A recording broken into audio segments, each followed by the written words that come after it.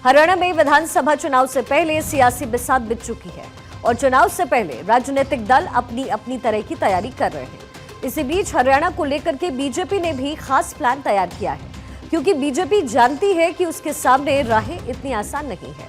लिहाजा इन मुश्किल राहों पर जीत का सफर और उसे मुकम्मल करने के लिए नए चेहरों पर दांव चलने की तैयारी बीजेपी की है। ये दांव क्या है, आज मैं इसको डिकोड करूंगी आपके सामने। सूत्रों का कहना है कि विधानसभा चुनाव में बीजेपी कम से कम 25% नए चेहरे उतार सकती है, ये जानकारी है। यानी कि तकरीबन 22 से 23 सीटों पर बीजेपी उन चेहरों पर दांव लगाएगी जो अब तक विधायक नहीं रहे हैं। ऐसे में कई सीटों पर तो मंत्रियों को भी टिकट की रेस से बाहर किया जा सकता है, ये जानकारी भी मिल रही है। पार्टी के रणनीतिकारों का मानना यह है कि इससे जो आधार है उसको बढ़ाने में बीजेपी को मदद मिलेगी और अब तक सक्रिय रहे नेताओं के खिलाफ एंटी इनकम्बेंसी की भी काट बीजेपी आराम से साथ लेकर आ पाएगी। खबर यह भी है कि सभी मौजूदा विधायकों के अलावा मंत्रियों और उन तमाम नेताओं का भी रिपोर्ट कार्ड तैयार हो रहा है जो टिकट की दावेदारी में इस समय आगे हैं।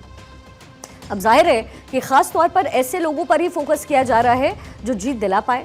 दरअसल हरियाणा में सियासी उठापटक के बीच बीजेपी इस बात का अंदाजा लगा चुकी है कि चुनाव में राहें इतनी आसान अब होने वाली नहीं है, क्योंकि साल 2014 में हुए चुनाव में बीजेपी ने जैसा प्रदर्शन किया उसको अभी तक दोहराया नहीं जा सका है।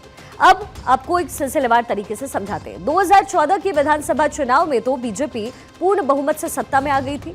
इसके बाद आया 2019 में उसे गठबंधन सरकार बनाने का मौका मिला और अब एंटी इनकम्बेंसी बढ़ने का खतरा है। एक झलक 2024 के लोकसभा चुनाव पर भी देखी, जब 10 में से 5 सीटें ही बीजेपी को वहां हासिल हुई और अब यही वजह है कि माना जा रहा है कि पार्टी को विधानसभा चुनाव में और ज्यादा चुनौती इस बार मिल सकती है।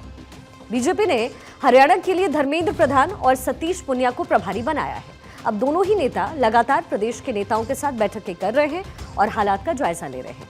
बीजेपी अकेले चुनाव लड़ेगी या फिर गठबंधन के साथ जाएगी, उसके उम्मीदवार कौन होंगे, किन मुद्दों पर चुनाव होगा और ऐसे और भी कई अहम सवाल हैं जिन पर बीजेपी इस समय मंथन कर रही है।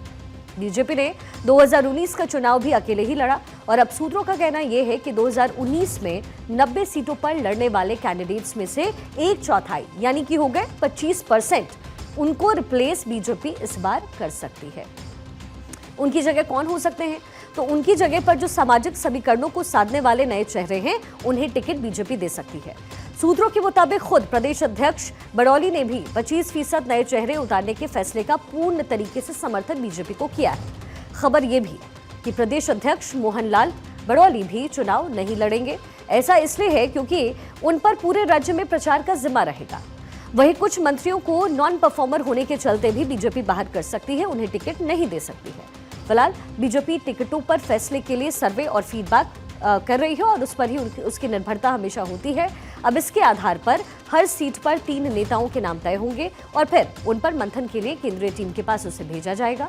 इस पर केंद्रीय चुनाव समिति में मंथन होगा और फिर उसके बाद ही नाम पर मुहर लगेगी। ये एजेंडा तय किया गया है।